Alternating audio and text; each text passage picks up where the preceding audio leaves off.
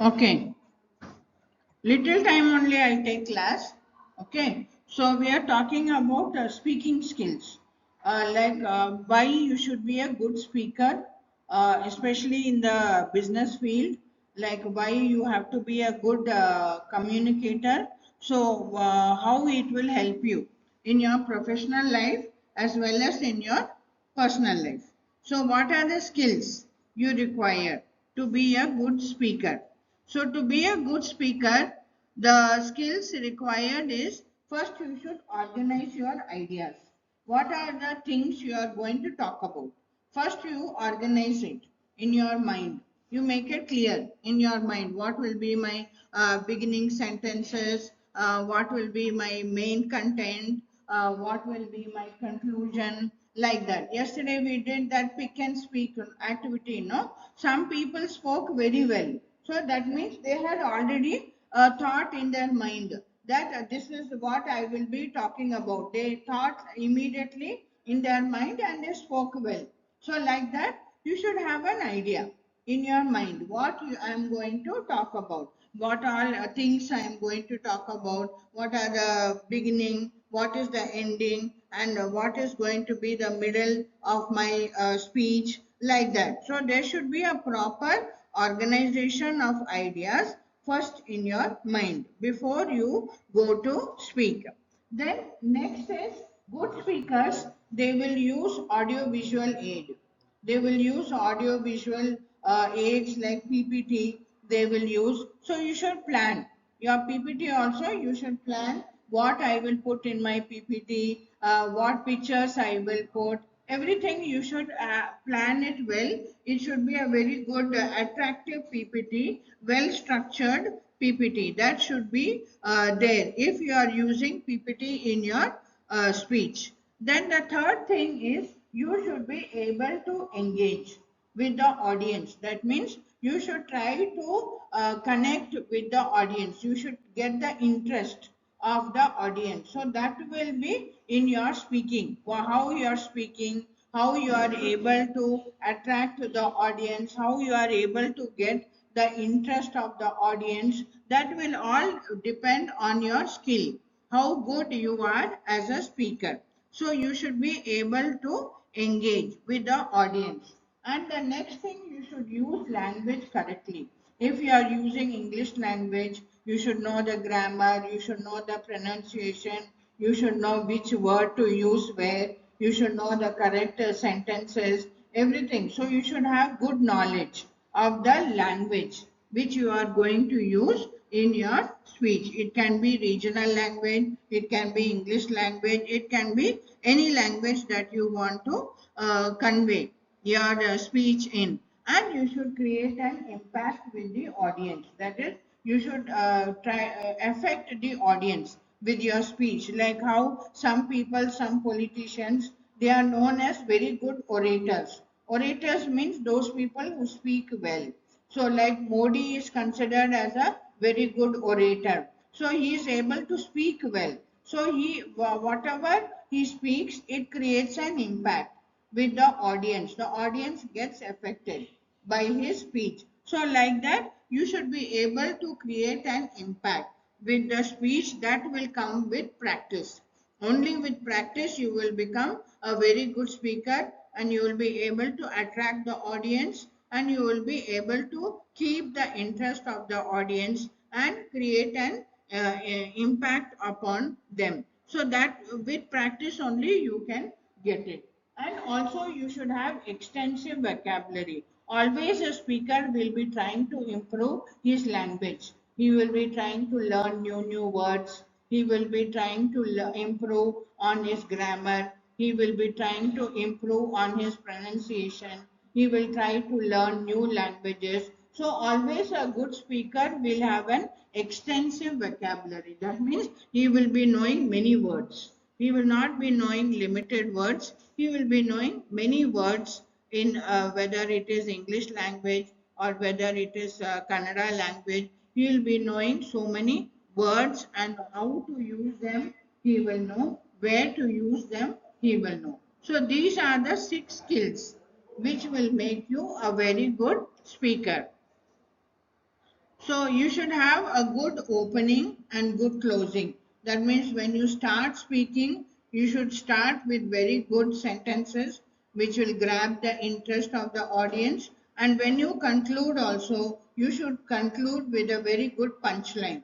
With a very good conclusion, you should conclude so that your audience will get engaged, or you will create an impact with the audience. So you should have a good opening and a good closing. So these are the skills a speaker should have. Now, what are the barriers to speaking? That means what are the things that don't allow us to be a good speaker? What are the barriers? So the barriers are not knowing the language, poor command of language. When you don't know the language well, you don't know the word meaning, you don't know grammar, you don't know pronunciation. When you don't know the language very well, then you cannot be a very good speaker. You will not be able to speak well. When you have fear of speaking, like some of you yesterday, you were not ready to come. Janardhan, so much we called him to come and speak here. He was not ready to come and speak here. That is fear of speaking in public. So that will also not allow you to speak. You will not be able to speak if you have that fear of public speaking, to come and speak in front of few people. You will be having that fear. So that is also a barrier to being a good speaker. Then environmental noise. Environmental noise means background noise. When we are speaking, the audience will be talking among themselves, or somebody's phone is ringing, or some outside some machine sound is coming, or road traffic sound is coming. So all this is background noise or environmental noise, which can also disturb the speaker. The speaker will not be able to speak when there is too much of noise around him. He will not be able to speak well. So that is also a barrier to speaking. Then cultural barrier. Cultural barrier means the speaker may be from a different culture, the audience may be from a different culture. Like suppose if I am talking to foreigners, foreigners will not understand the English that I am speaking. My English is Indian English, whereas foreigners, they will speak their English, American English or European English, so they may not understand the meaning of some words which I am speaking to them. So that is a cultural barrier. When people are of different cultures, they will not be able to understand the speaker. They will not be able to get meaning of his words. And also when there is different viewpoint, like people in the audience, they will have different idea about some issues, like they will be saying no, it should be like this, it should not be like that, like that. So when people have different opinion, like political parties, somebody will be for BJP, somebody will be for Congress, somebody will be against BJP, so like that. So when there is different viewpoint of issues, that time also it creates a problem for the speaker. The speaker will not be able to speak well, because the people are, too many people are telling their own viewpoint. And also when the speaker is very emotional, when he is having too much of emotion or too much of feelings, then also he will not be able to speak well. If he is a very emotional person, he will start crying when he talks about something, then he will not be able to speak well. So emotions or feelings, all these can also affect your speaking, the way you want to speak. So these are all the barriers which will affect, which will not allow you to speak well. So next we come to what are the tips to improve speaking skills. Both of you are playing game on mobile. What you are playing? Hmm?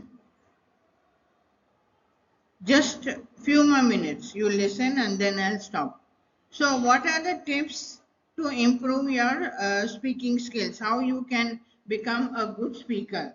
So being a good speaker is a very good asset for the organization. If you are a good speaker, you will be valued by your organization because you will be good in presentation, you will be good in public speaking, you will be called to do all those things. In your personal life also, you will be feeling that you are an asset because you are a good speaker. Your interpersonal relationships will all be very good because you are able to express well. You are able to tell what you want to tell, you are able to tell very well. So, being a good speaker, strong speaker, is a very good asset. So, what are the tips to becoming a strong speaker? You should know what language to use. There is a standard language which is used in official functions or in social functions. There is a standard language. There is a way of language which should be used.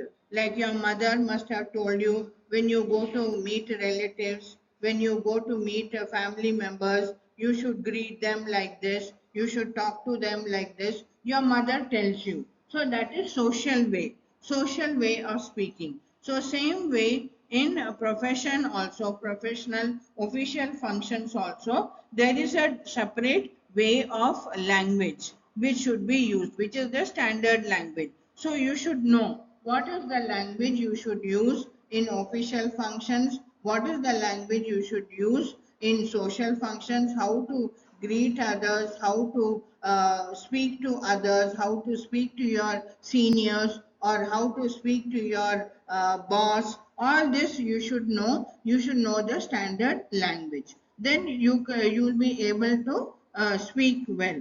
The second thing is you should follow the script. Like in business, when you do business, when you are doing transaction, when you are negotiating with customer, or when you are speaking, having a discussion with your boss, you are doing a group discussion with your staff members and with your boss. Again, there is a particular way of speaking. You should know how to speak in such kind of situations. What is the language, what is the body language, what is the behavior, what is the way of speaking, you should know all that. So as a good speaker, you should know what is the script that you should be using in any official business program or transaction or negotiation or discussion. You should know how to speak. What is the language that you should use? You cannot use slang language, you cannot use local language, so you cannot use bad words. So all these things you should know. What is the correct language? What is the correct body language? What is the face expression I should give when I am in official meetings? So you should follow the script. And also you should improve upon your language. It is not that you know English language, okay, it is enough, I know English language, I can speak. No, you should improve upon your English language. You should learn new words. You should improve upon your grammar. You should know the meaning of new words. You should know where to use the new words. You should know the correct pronunciation of the word. So you should try to improve upon your language. Even if it is Kannada language you are using, you should read more, you should listen to learned people and try to improve upon the language. Learn new words, new pronunciation, you should know the new expressions, how to use them, where to use them. So language proficiency. Language proficiency means you improve upon your language. You keep on improving upon your language, then you will become a good speaker with practice. So these are the tips which a good speaker should have. Now, what are the three elements for effective presentation skills? To do effective presentation, what are the three things which you should be having? Presenter. Presenter means the person who is doing the presentation. So the success of the presentation will depend upon the person. So the person should prepare well his presentation before presenting. He should do rehearsal and then he should present in front of the audience. So the success of the presentation will depend upon how well the presenter has prepared himself. Then purpose, second P. He should know for what purpose I am presenting. Am I selling something to somebody, or am I talking about a new concept or a new theory, or am I trying to create awareness about something, or am I trying to give a solution to a problem? So what is the purpose? Why am I presenting? So in office they will ask you to present about your project which you have completed. So you have to talk about your project, your entire project, how you did it, what is the findings of your project. So you should know the purpose for what they want to know about your project. They want to know how you did your project, whether you got the findings, or whether you able to do the project well, whether you faced difficulties. So what is the purpose? That is very important. And audience. Presenter should collect maximum information about the audience before he presents to them. He should find out what is the education level of the audience, what is the attitude of the audience. So then only he will know how to present to them. So you are all PG students. So I can talk to you at a higher level. I can speak to you at a higher level because you are all PG students, your educational level is higher. But if I am talking to an audience of school kids, then their educational level is less. So I have to bring down my presentation also to their level. I have to use simple language. I have to use easy words which they can understand. I have to give examples which they can understand. So audience, knowing the audience is very important for the presenter. You should know what type of audience you are going to speak to. What is their educational level? Will they understand high language, or will they understand only the average language? Can I use big words in English? So like that. So you should know the audience very well. So these are the three elements which you will make you help you to do good presentation. You should know the purpose, you should rehearse about your presentation, and you should know everything about your audience before presenting to them. Try to get maximum information about the audience before you present to them. These are the three V's of communication in presentation. What are the three V's of communication? Verbal, vocal, and visual. Verbal means what you are speaking, what you are orally telling. So what you are going to tell orally in the presentation, what words you will use, what are the main points you will talk about, what are the stories or examples you will give, so what are the facts you will give. So verbal, you should be very prepared with your verbal presentation. What am I going to speak, and what am I going to discuss in my presentation. Vocal is tone of voice.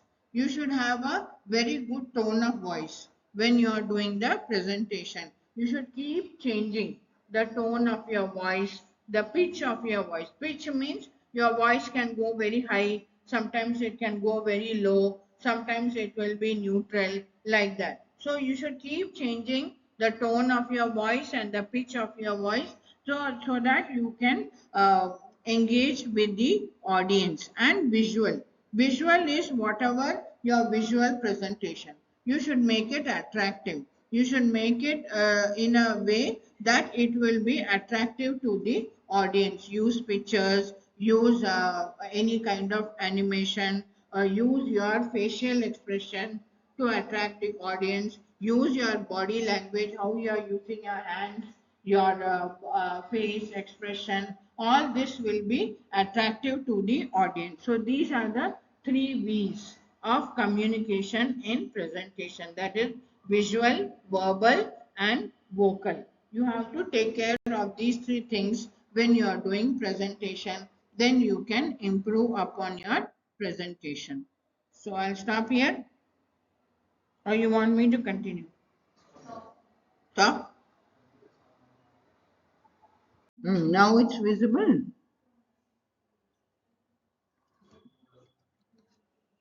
Switch off that light.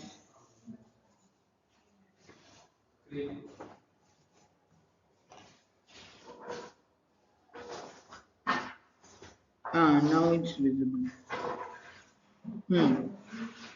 So, what is a conversation? What do you mean by conversation? Two people speaking to each other, interaction between two people or between more than two people, that is known as conversation. So conversation can be a formal conversation like between boss and employee is formal conversation, or it can be informal also between friends, between family members, all that. So, for a good conversation means to be able to converse well, to be able to speak your mind or express your views. What are the things, features which you should be having? So, first one, you should have tone of voice. That means your voice tone should be very good. It should be not like harsh, shouting, screaming at the other person. So the other person will not like it. They will find you very rude. So tone of voice has to be very polite, has to be very soft tone, requesting tone, especially when you are speaking to a higher up, like you are speaking to a boss or maybe to your chairman or somebody. So tone of voice will change the way you are telling your sentences. You have to be very careful that you use the correct tone of voice with the correct group of people. Then the second feature which you have to see is body language. Body language means how we use our body when we are speaking, how we use our hands, how we use our face expressions, how we are moving our body if we are standing and speaking to somebody in having a conversation with somebody. So, body language also we should be very careful how we are showing the body language to the opposite person, because people will observe that more, what your hand gestures, what your eye expression, how you are sitting and talking to the other person. So 50% of the message will be going through your body language to the other person. So you have to be very careful, like a respectful posture when you are speaking to a higher up, or you're speaking equally with friends, then casual body language, like that. So body language is also very important feature. And eye contact, that is the third feature. When you are speaking to somebody, you should not look somewhere else and then speak to that person. So you should keep an eye contact. You should look into that person's eye to whom you are speaking. So eye contact is very important. It shows that you are genuine. You are trying to tell something in a very genuine way or very sincere way. So eye contact should be there. If you are moving your eyes here and there and speaking to somebody, it will show that you are not genuine. You are not sincere. You are lying. You are lying. So like that. So eye contact has to be there when you are having a good conversation. Then spontaneous. Spontaneous means whenever you are speaking to somebody face to face, they gave you one reply to your question. Immediately you should give a reply to that question. That is known as spontaneous. So you should be quick in your response. What the other person is telling you, to that immediately you should respond. You should be quick in your responses. So especially if I'm addressing an audience, a big audience, and and sorry, I've got a cold.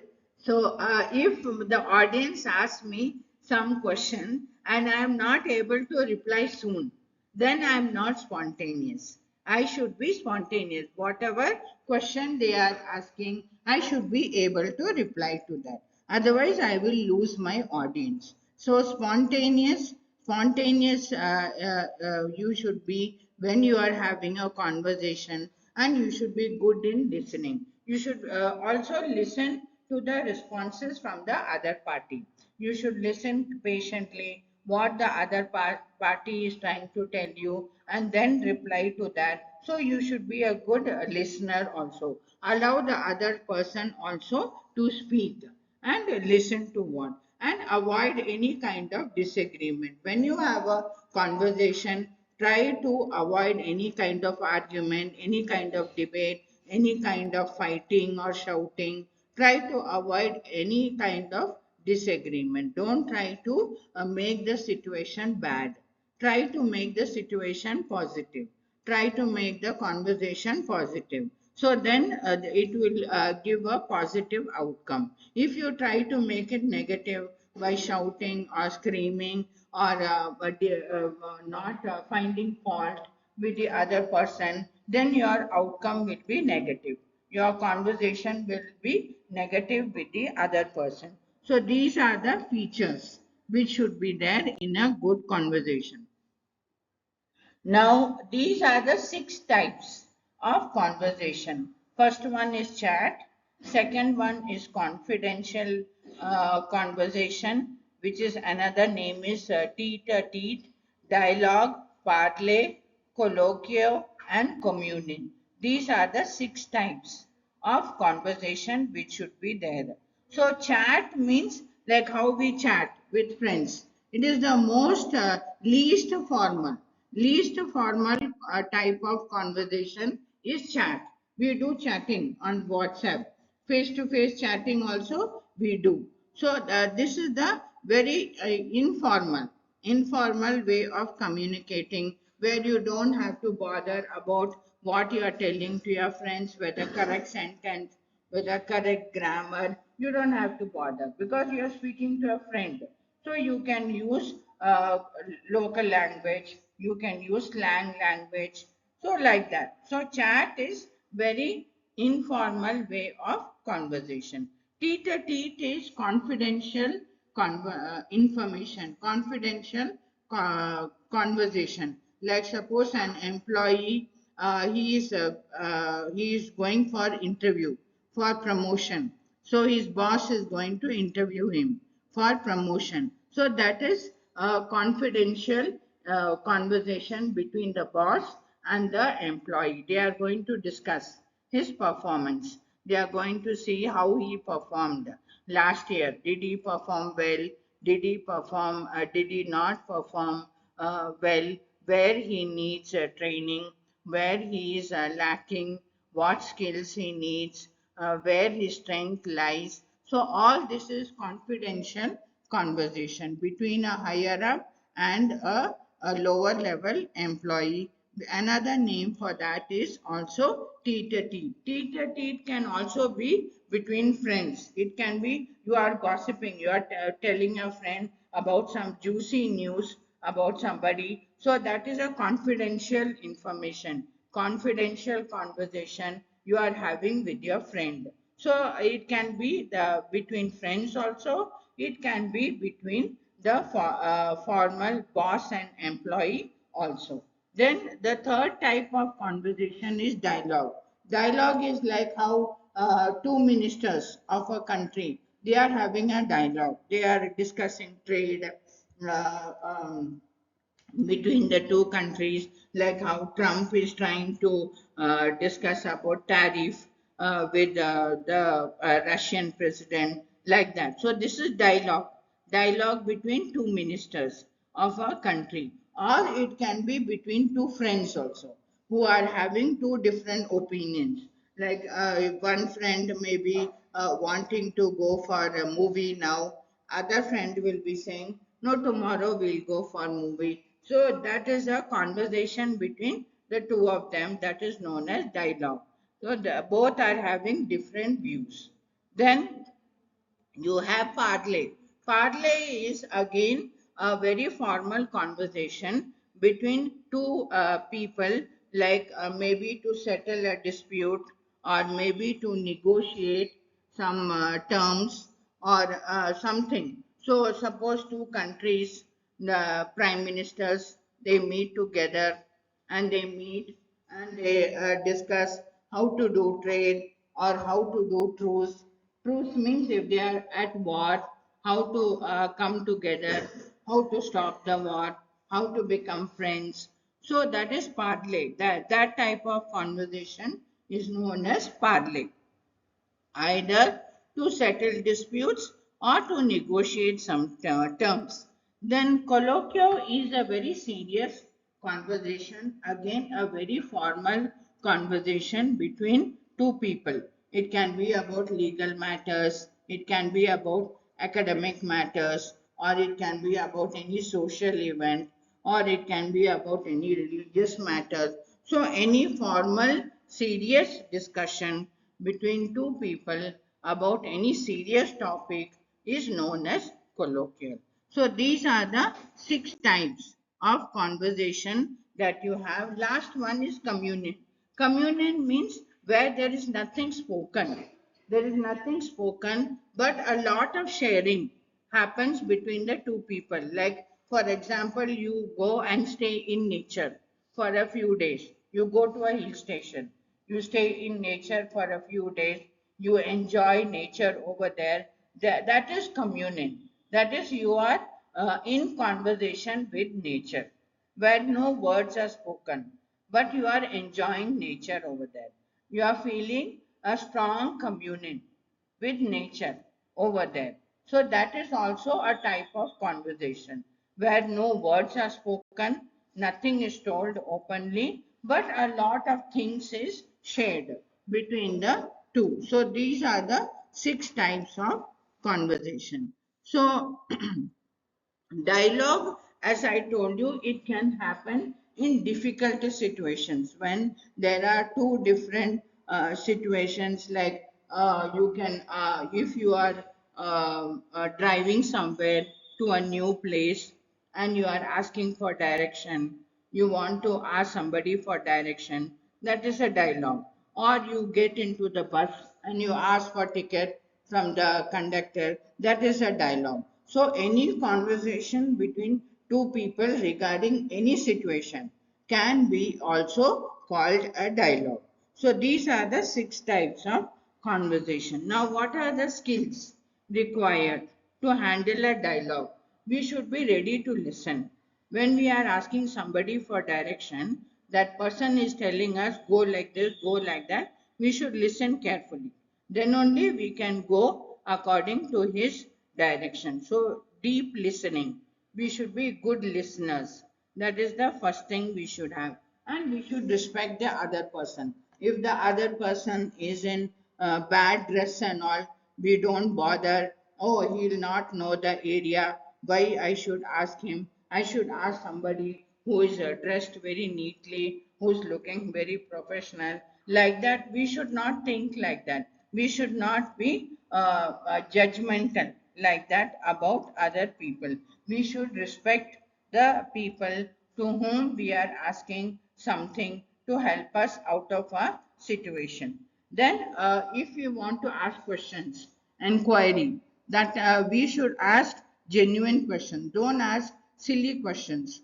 Don't ask useless questions and spoil the other person's mood. Don't waste his time. You should ask genuine questions. What is the question you want to ask? And say what you think. Voicing openly means whatever you are thinking, you ask openly to the other person. You should not be judgmental. You should not think that, oh, the other person may not know the direction, he may give me wrong direction, like that kind of judgment or assumptions, assuming something which is not true. Like that, you should not assume. So, these are the skills required to handle dialogue, and we should balance both inquiry and voicing. That means asking questions and also at the same time as telling what we want to tell. Both we should try to balance. We should not ask too many questions, that person will get fed up, or we should not speak too fast to that person. That person will not understand what we are asking, which place we are asking. So we should balance both. what we want and what questions we want to ask. We should try to balance both. And reflecting. Reflecting means thinking before we ask. We should always think in our mind, what am I going to ask? How am I going to ask? What kind of request will I put? So, reflecting, you should think before you ask somebody. Then, these are the skills which will help you in having very good dialogue with the other person. It will help to improve your communication skills. Now, we come to GD. What is GD? Group discussion. Where GD takes place? In offices. Why companies do GD? Hmm? To check the knowledge and also to take the better decision. Yes, very good. To take better decisions. Yeah, to improve the communication skills for that also. And what else? Confident in speaking. Usually, when GD will happen in companies. Yes, when there is a problem. When there is a problem in the company, usually that time only they will arrange a GD because they want to find a solution to that problem. So sales is going down. So what is the solution? They will get all their employees together, form them a group and ask them to discuss why sales is going down or why their product is not selling. What should be done to their product? So the purpose of GD is to find solutions to problems, to find better alternatives, to discuss about a topic from different angles. You will get different viewpoint from different people, so you will discuss, get to know about the topic from different angles, freely exchange ideas, viewpoints. Everybody in the group will speak, so they will freely give their ideas and viewpoint. You can improve your interpersonal skills, how to speak to other people, how to address them, how to request them, all interpersonal skills. You will be able to develop the right attitude when you are working in an office, when you are working in teams. You cannot have the wrong attitude. You cannot boss everybody, or you cannot tell people that I will not do this work, I will do only this work. Like that, you cannot have such kind of wrong attitude. You should have a very humble attitude. You should be helpful to others. You should encourage others to develop themselves. So, this GD will help you to develop the right attitude.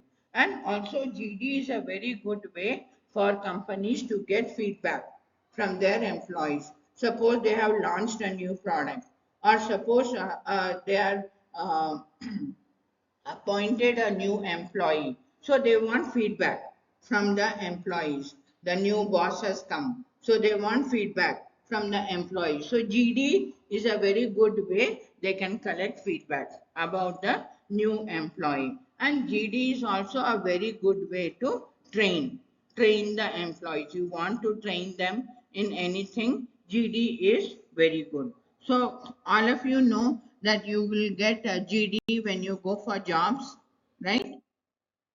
You know, when you go for jobs, one of the rounds will be GD. So you should be ready to speak in a group. You should be a confident speaker. You should be able to look in the eye of the other person and speak confidently. You should have some knowledge of the topic. You should know some language, how to communicate, grammar, everything you should know. You should be able to speak, and your body language should be positive. You should sit in a positive way and speak in the group. So, this things are very much required in GD. So there are two types of GD, topic-based GD and case-based GD. Topic-based means on any topic. This is the common type of GD which companies do. So on any topic it can be. It can be a realistic topic, it can be a controversial topic, it can be based on some theory. So any topic you can have a GD. So case-based GD is you take any situation. Any you have case study in exam, no? Case study is what? Any business situation. They are telling in the case study, they are giving you a business situation and they are asking you to solve it. So that is a written form of GD. So here orally you will be talking about that particular case or about that business situation. You will be talking about it. That is case based GD. So I'll start.